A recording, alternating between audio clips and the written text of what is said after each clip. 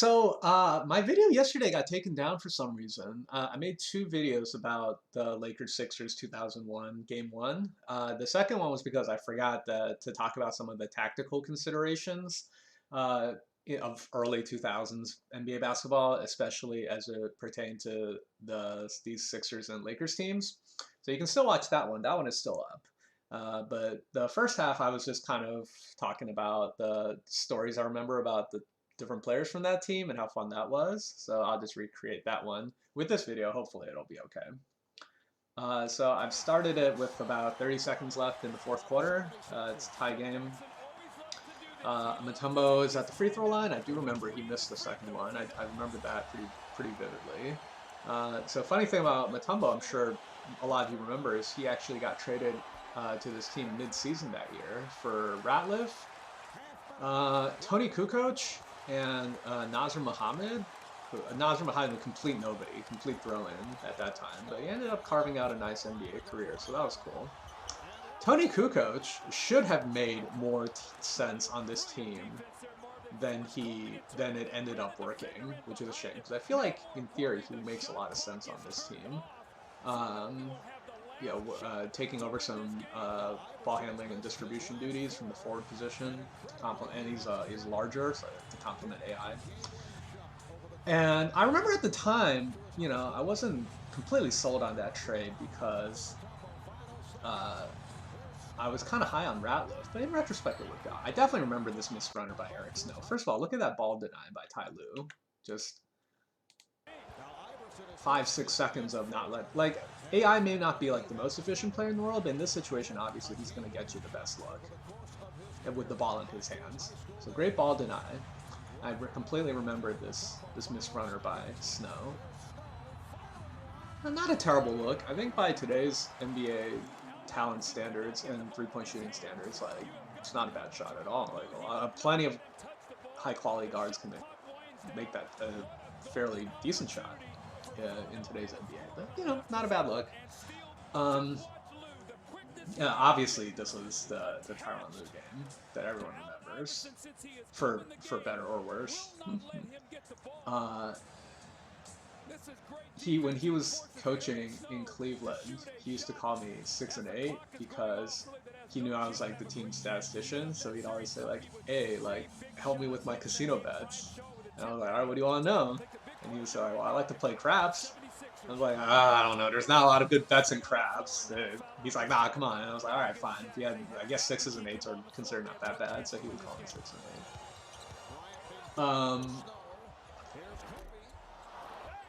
8. So Tyrone Hill was a starter on the Sixers team, which is amazing. Just the fact that like he's a perfectly fine player. I think George Lynch was starting on this team, so those two guys, like perfectly fine players, but probably not NBA Finals at starting caliber in a typical year. And the thing about that is like this Sixers team was famous for getting the most out of its team. I think it was very famous for just the quality of team that still made it to the finals, which is like it's different from like say the 04 Pistons, because that team was famous for getting the most out of its players and having a great run also. But think about it, like Rashid was still an all NBA player with Washington and Portland, right? Like Rip was excellent everywhere he went. Chauncey crushed it on Denver. Who else? Like Ben, obviously after he went to Chicago and Cleveland, he dropped off a lot, but he still had like 7 or 8 very productive years afterwards. Tayshaun was, still productive. Like, so those guys were still all players. They were successful everywhere they went. This, like, George Lynch, Tyrone Hill, Matt Geiger, even Eric Snow, who had a great career, but was not really turning heads when he was starting in Cleveland or this team got a lot out of its guys. So Tyrone Hill had one of the funniest missed threes I've ever seen. So first of all, like, not a three-point shooter at all. But during like the Sixers winning streak that year, they were down 3 with like a 10-game winning streak on the line, and Tyrone Hill spotted up at the top of the arc, thought about it for like wide open, no one within 10 feet of him. Thought about it for like 5 seconds because like, should I really shoot this? I mean, I'm not a three-point shooter, but you know, whatever. We are down 3. Airballed it, and that's how they lost the streak. And I just remember thinking that was super funny. Aaron Mckee obviously won Sixth Man of the Year that year. Hilarious shot. Shot it, like catapulted it from behind his head. So that's what he's known for. And then, obviously on the Lakers back then, you're running the triangle. And I'll get into this more in my tactics video. So that's part 2. You can watch that. So I won't get too much into that now. But so a lot of people know this fact about me. So Shaq was my first ever favorite player. I've only ever had 3 legitimately favorite players in 30 years of watching the NBA. And Orlando Shaq was my first ever favorite player. And then when Yao came, it was Yao for obvious reasons. And then when Yao retired, that's right around the time I started working for the Cavs. So in those years, I didn't really have like a favorite player. Like, it wasn't the same. Like, obviously, I would, you know, want my own team to win, and I might have a favorite player on the Cavs just because they were helping us win games. But it wasn't like favorite at an emotional fan level like these other guys were. And then and then the other one after I left, my third favorite player from that moment until now has been Donovan Mitchell, who I made a video about that. So okay, so this is the play I wanted to talk about the most because first of all, everyone knows that this is Raja Bell now because he ended up carving out a great NBA career. At this time, I don't know how to describe to you how ridiculous it was that he was even on the court because he was like the 15th man all season, never cracked the rotation until the playoffs, and they were hit by some injuries. I can't remember if he was a late season addition or if he was in training camp. You know, when I was like 14, I didn't pay attention to that kind of stuff. But he definitely was like never ever cracked the rotation. Undrafted, obviously, and he really came on in the playoffs and especially the finals. And this was like definitely the biggest shot of his career and the biggest shot of the game up until that point. I don't know how to describe like how outrageous this was. The fact that he could come out of nowhere and do this. Like the closest example would be like, you know, Jose Alvarado had a great he's been like kind of a media darling and a fan favorite in this last week because he came out of nowhere undrafted, played great in the Phoenix series. Imagine that, except now, but like you don't make your like debut until the NBA Finals, and that's how crazy it was that Raja Bell was getting minutes in the NBA Finals and cracking the rotation because he came out of nowhere, complete nobody, and then so that's already outrageous that he could be playing in this moment. But then look at this shot, like nowhere to go, complete 360 pirouette, and then lefty scoop layup with a release point of about maybe 5 feet off the floor. So easily one of the lowest release point made shots in NBA history. Easily. 100% in the NBA Finals it was. And it's not even like other scoop shots where, okay, maybe a really good post player does a move that completely shakes his defender and then has a scoop open. This is like a desperation scoop. No intention, like no, definitely was not planned. And I think Shaq was just so thrown off so shocked that it was coming that he didn't even react to it. Because normally he or any above average center would send this to the 10th row. With that release is low by LA Fitness standards. Right? Like I mean, I joke that like, okay, of all the things I do well when I play pickup, like, you know, rebound, good court vision, defend everything. Of all the things I do well, the thing I do most poorly is I'm the worst finisher usually on the court because I'm short and I can't jump anymore. So my release point is always among the lowest when I play at LA Fitness or any other pickup gym for that matter. And this release in an NBA Finals game that was a huge shot in a Finals overtime is lower than like any of those releases. That's how outrageous this play is. That it came from the 15th man who barely cracked the rotation until the finals, and it was the craziest, most outrageous shot. And even the pirouette. Okay, so in this is illegal in 48 out of 50 states, or I'm using a colloquialism, but there is a train of thought that you can't even technically do a 360 pirouette without it being a technical travel based on the spot on your foot that you're pivoting on. Like, there's an argument to be made for that. Me, I tend to, I tend to lean towards the let them play philosophy, and I'm fairly loose with my interpretation of a lot of violation rules. There are some people who will argue that you physically cannot do a 360 pivot without it being a technical travel. So that's a question for, that's a question of rule interpretation. But crazy, absolutely crazy. I can't think of another example in NBA history of a guy that obscure pulling off that much of a miracle play in that big of a moment. And there's more to this story because my last year in Cleveland, he actually came to the front office in an advisory role. And the first night, or not the first night, but like one of the first nights he was working there, we all went out to dinner. And I was like, oh, I can't wait to ask this.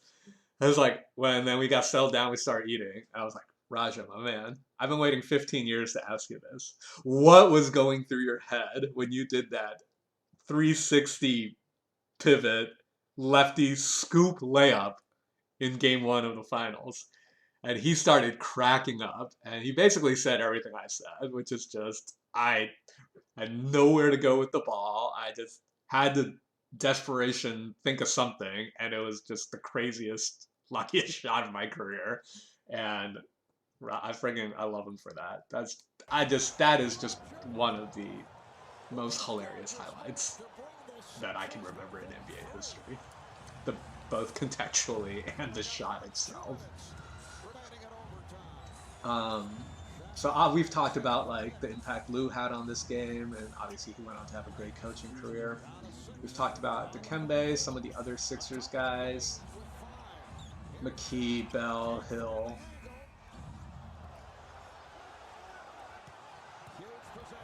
I think the same approach that they took pairing Eric Snow with AI is the same approach that whatever team whatever team Donovan ends up on, whether it's Utah or another team, that's the same approach they should take with him. Like, he needs to be paired with a defensive-minded, larger guard, so that kind of mitigates his blind spots. We'll fast forward a little. So, free throws. Minute left. Obviously, the famous crossover is coming, and Steph on Lou. That play's been analyzed to death. Crazy thing about that play is, it wasn't even like that amazing of a move. Got a triple threat, takes one very strong first step, and then just crosses it back. There's basically two kinds of NBA moves. Great shot, by the way. AI not really known for his three-point shooting, but he was lights out this game when it mattered. So I was saying there's basically two kinds of NBA moves. The kinds are like very refined, and you can tell that the player has specifically practiced that type of sequence, whether it's you're breaking your defender down or a post move or something like that. And then you've got moves that like all basketball players know how to do, even like middle school, high school guys, but they just do it way better. And that's kind of what I think it's coming up right here, actually. Yeah, it is, because 101.99, remember, 1 minute left. It's right here. And this one time, though. This is a move that every basketball player can do, but he just does it so much better than everyone else, and he's so quick, creates so much space.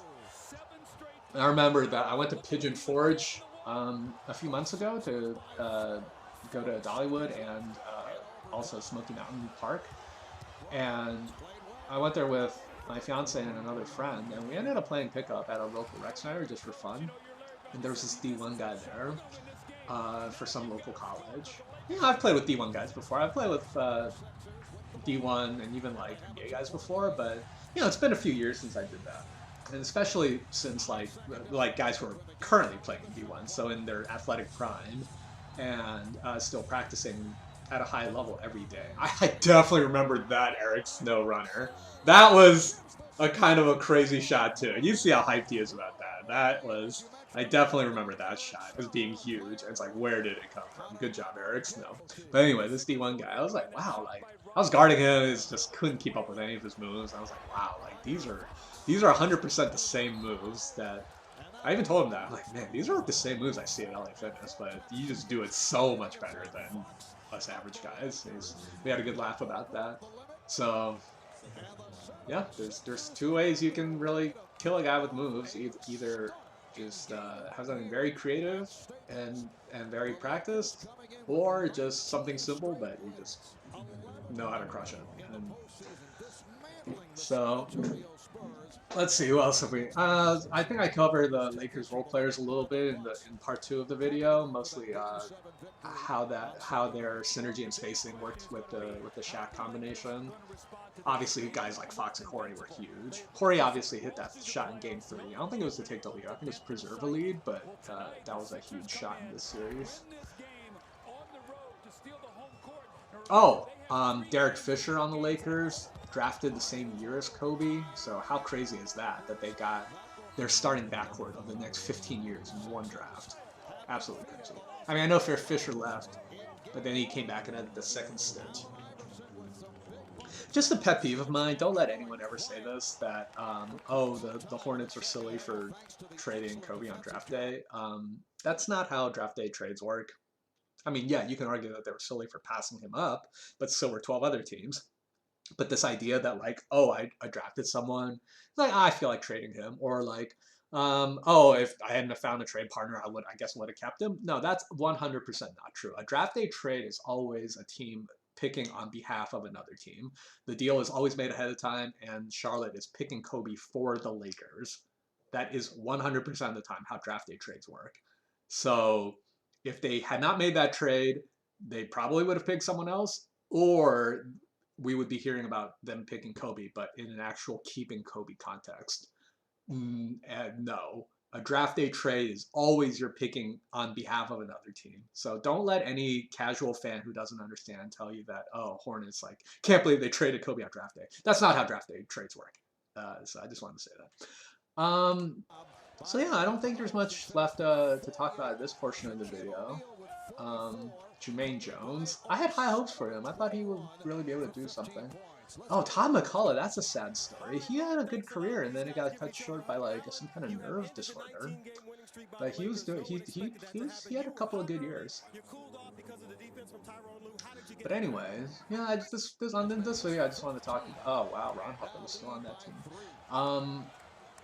Horace Grant was on the Lakers back then. Like, kind of a forgotten. Oh, McCullough was playing this game too. Wow, look at that. Horace Grant was like one of those guys who was like a forgotten member of the Lakers back then.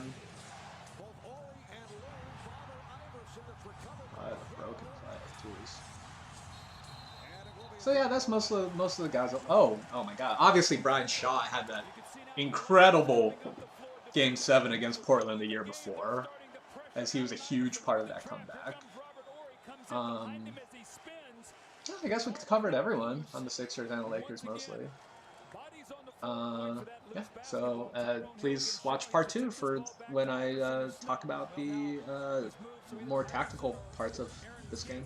All right.